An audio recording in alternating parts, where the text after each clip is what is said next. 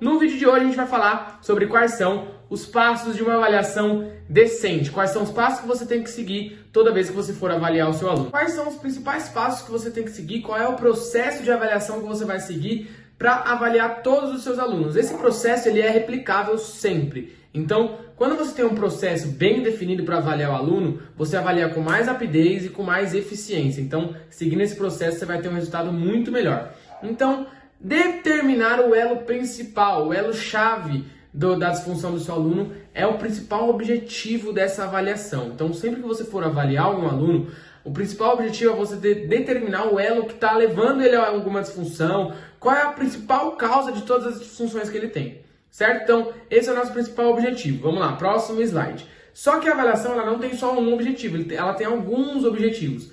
E eu listei aí para vocês estão vendo já na imagem, todos os principais objetivos quando você vai fazer uma avaliação com o seu aluno. Então, primeiro, diminuir a intolerância às atividades. E eu estou olhando para baixo porque o computador, que é a tela que vocês estão vendo, o computador está aqui embaixo, tá? Então, por isso que eu olho para cá. Então, primeiro objetivo, diminuir a intolerância às atividades, como sentar, correr. Por quê? Porque tem aluno que tem dor só de ficar sentado, tem dor só de correr, tem dor só de andar. Então, diminuir essa intolerância é eliminar as dores do aluno conforme ele faz essas atividades diárias, que são atividades naturais do ser humano, todo mundo vai fazer. Nem que seja para andar da cozinha até a sala, seu aluno vai precisar andar. Se ele não consegue andar por dor ou qualquer outra coisa, está atrapalhando a saúde dele. Primeiro que se ele só anda da cozinha até a sala, você já tem que mudar esse pensamento do seu aluno, né? Mas vamos focar na avaliação aqui. Então, o primeiro objetivo é diminuir a intolerância às atividades. O segundo, eliminar a dor. Então, se por acaso, no exemplo que eu dei, ele tem intolerância por conta de alguma dor, o objetivo da avaliação também vai ser eliminar essa dor. Como que a gente vai eliminar essa dor? Através das abordagens corretivas. Só que a gente só vai saber qual abordagem corretiva utilizar se a gente avaliar. Então, a avaliação ela tem sim o objetivo de eliminador. Não é especificamente a avaliação que vai eliminar, é a abordagem corretiva, mas sem a avaliação a gente não consegue saber qual é a correção que a gente tem que fazer.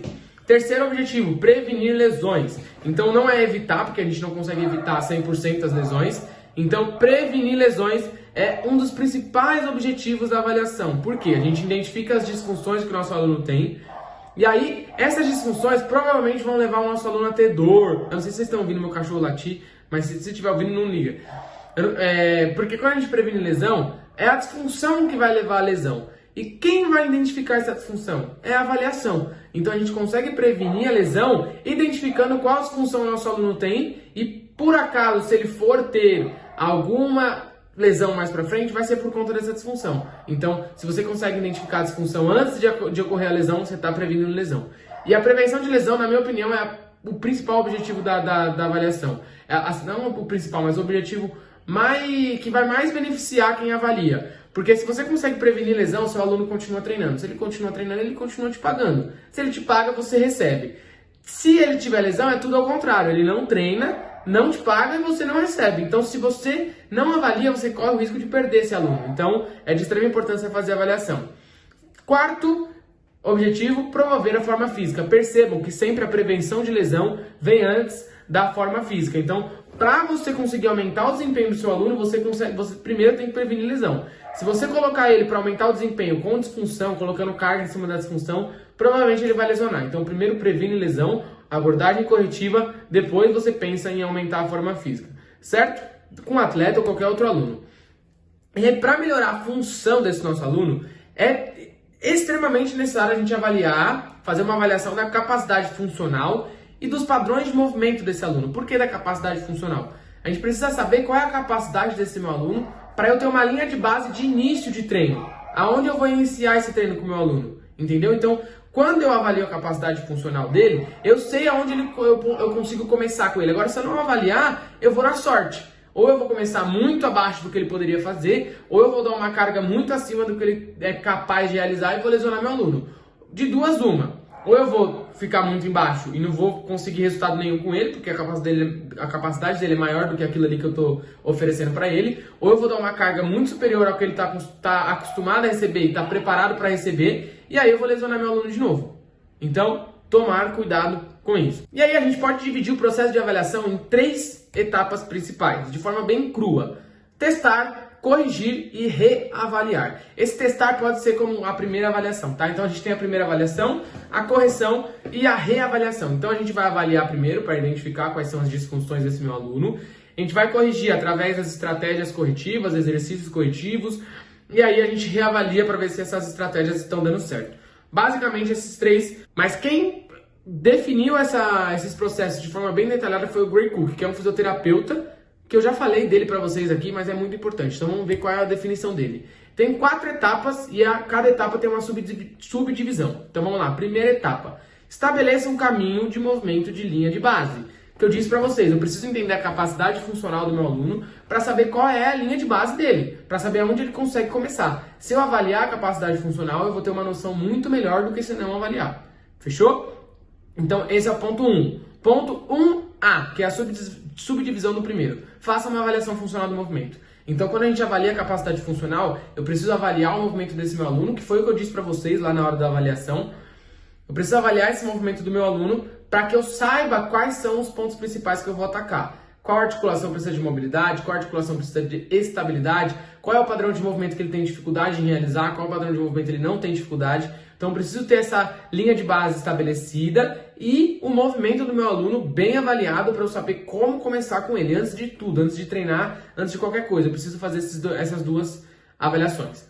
Segundo ponto, 2 e 2A. Localize e observe o problema do movimento.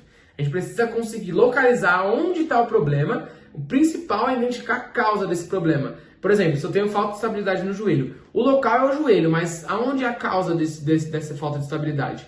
E observe o problema. Então, se você vai avaliar, você precisa localizar, observar para entender se está acontecendo ali mesmo que você está avaliando. 2A.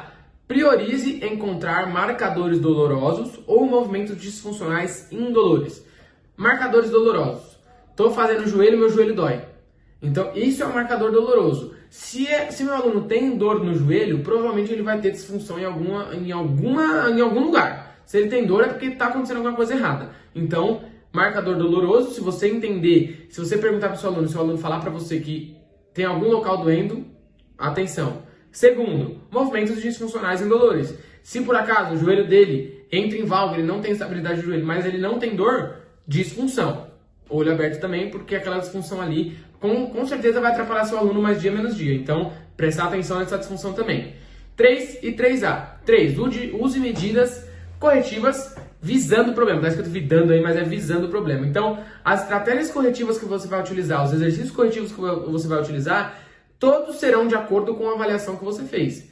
A disfunção que você identificou, os exercícios corretivos e a estratégia corretiva têm que ser baseados nessa disfunção. Não adianta você avaliar e colocar o exercício corretivo que você gosta. Você precisa colocar o exercício corretivo que vai de acordo com a disfunção que você identificou. Então, medidas corretivas visando o problema do seu aluno, a causa da disfunção. 3A. Esse é muito importante mesmo. Aborde primeiramente o padrão de movimento indolor mais importante. Por exemplo, estou fazendo agachamento, meu aluno não consegue agachar, mas eu consegui identificar que é falta de mobilidade no tornozelo. A gente falou isso no vídeo de mentoria. Se você não assistiu, pode clicar no card aqui que está lá. Falta de mobilidade no tornozelo. É o padrão disfuncional mais importante. Por quê? Porque a falta de mobilidade no tornozelo do meu aluno está desencadeando várias outras disfunções que eu sei que se eu corrigir essa mobilidade do tornozelo, as outras disfunções vão ser corrigidas automaticamente. Então, a disfunção mais importante é falta de mobilidade no tornozelo. Qual que eu vou atacar? Falta de mobilidade no tornozelo. Por quê? Porque muitas vezes, por exemplo, falta de estabilidade do centro do corpo está sendo causada por conta da falta de mobilidade no tornozelo. Então, eu trabalhar o centro do corpo não vai ajudar meu aluno no padrão de movimento, porque o problema principal dele é a falta de mobilidade no tornozelo. Então, eu tenho que atacar o padrão disfuncional principal. Prestem sempre bem atenção nisso. Ataque esse padrão disfuncional, porque pode ser que várias outras disfunções sejam corrigidas automaticamente quando você ataca esse padrão disfuncional principal que o seu aluno tem.